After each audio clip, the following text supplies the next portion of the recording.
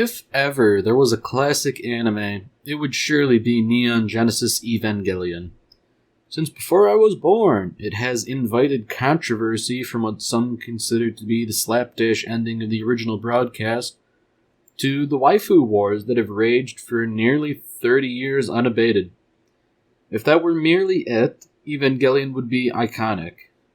But the rich iconography borrowed from the Christian faith imparts an air of mystery that is nearly impenetrable to the uninitiated.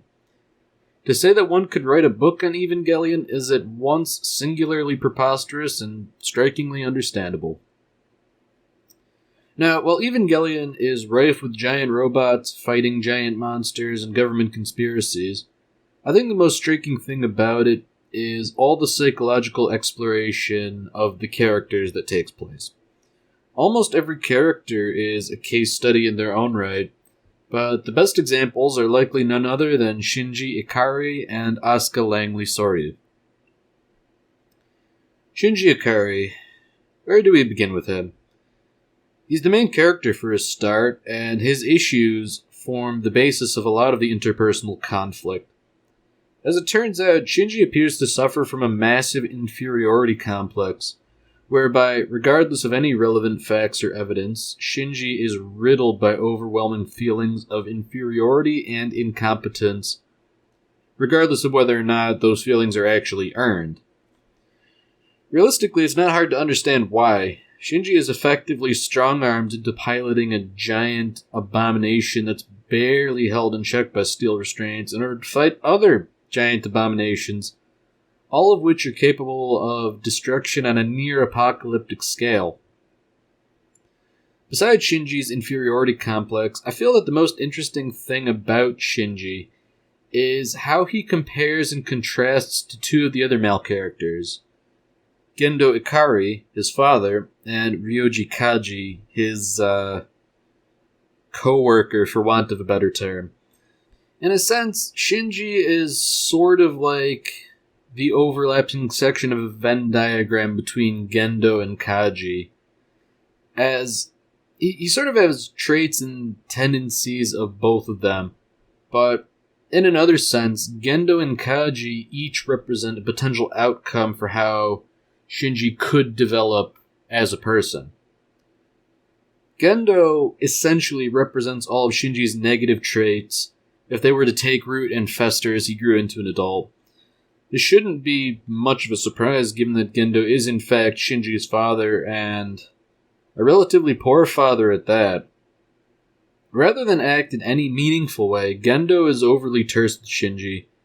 He deprives him of all manners of meaningful interaction, and by doing so, he effectively puts Shinji on the path of becoming like him. In contrast, Kaji represents Shinji's positive traits, or perhaps more accurately, positive traits that Shinji could cultivate within himself. Notably, when excrement is rocketing towards the fan during the last quarter of the series, it's Kaji rather than Gendo who inspires Shinji to ultimately get in the damn robot and attempt to save the day. And admittedly, this was only against one angel, and there were a couple others afterwards, so any saving of the day is rather temporary. However, this is meaningful because Kaji is one of a very small number of people that treat Shinji as vaguely human, which puts him in sort of like a weird proxy father figure role. Now, Shinji is all well and good, but eventually we will have to talk about the best girl. But before that, Asuka Langley Soryu is in many ways like Shinji in that she has a whole host of problems that she doesn't know how to handle. Her problems are of a similar magnitude, but out of phase with Shinji, if you catch my drift. She wasn't forced to be an EVA pilot per se, but she was raised to be one. As a result, being an EVA pilot, and more importantly, a good one, is a large part of her identity and tied to her self-esteem, leading to a massive superiority complex wherein she must prove that she is indisputably the best. And if for whatever reason she can't, or she's upstaged, she explodes and crumbles. Like Shinji, there are two characters that sort of serve as portents for what Asuka could be. In the positive sense, there is, ironically enough, Misato of all people. While she's not exactly stable or flawless in her own right, she is far and away the most stable of the female cast. In contrast, there's Ritsuko, who, despite appearing more put together, is undeniably worse off than Misato. So, on the one hand, we have Misato.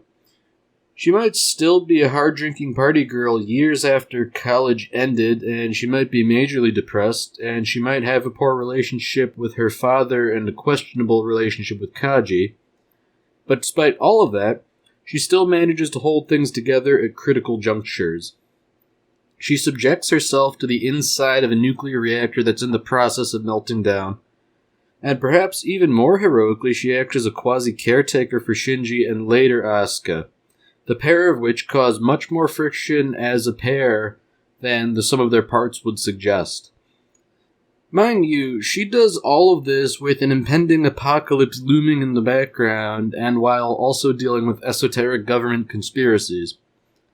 Ultimately, whatever her numerous and plentiful faults are, she manages to more or less overcome them and provide a positive example to Asuka about the type of person she could be, by demonstrating strength and perseverance in spite of the rotten hand life has dealt her. Conversely, there's Ritsuko, who happens to be the head scientist at NERV. Purely from an outsider's perspective, she and Asuka have a lot in common.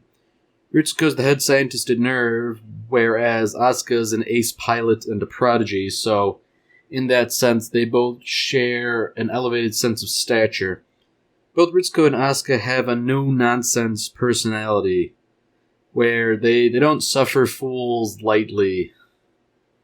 Where they differ, Ritsuko's negative traits outweigh their utility, and they have already crystallized, whereas Asuka still has the potential to change and grow. The crux of Ritsuko is that everything she does cynically. She sabotages Jet alone, causing the reactor to melt down, because any alternative to the Evangelion project threatens her and her career. She has a relationship with Gendo, illicitly, not out of love, but because she wants to advance her career. She begins putting Misato on a sort of need-to-know basis. Misato, of course, being the head of operations, so her knowing things is rather important. Ritsuko does this seemingly for no reason other than pettiness.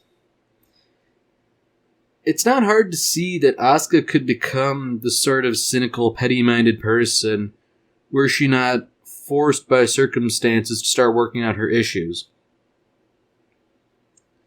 So, while for a good chunk of the series, these internal personality conflicts in Shinji and Asuka are secondary to the giant robot fights, in actuality they're almost the primary conflict, especially when one considers instrumentality and its consequences. Inside instrumentality, everyone, Asuka and Shinji included, are forced to confront their inadequacies and look at themselves critically. To boil down instrumentality to its essence as the choice given to Shinji by Rei, it's essentially the choice between having your flaws removed by proxy, as the strengths of others in the Gestalt entity would compensate for you, or accepting yourself as you are and working to improve yourself on your own.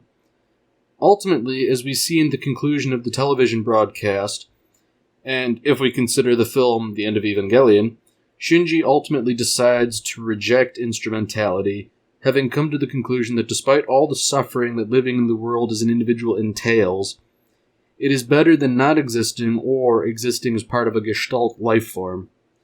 When Shinji emerges back into individuality, he finds that Asuka has done the same and has likely come to the same conclusion about life that he has.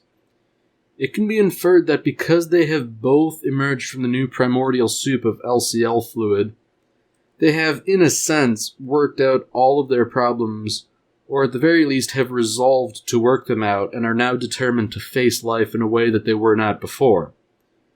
In my mind, this is the ultimate expression of hope. Shinji, who had once declared that he would gladly see the end of the world, and Asuka, who resolved to either starve to death or bleed out lying in a bathtub, have both decided that life is worth living after all. And if these two incredibly flawed characters can do that much, then can we not do the same in our own lives? Neon Genesis Evangelion is life-changing. Watch it at your own peril. You might learn something about yourself. See you, Space Cowboy.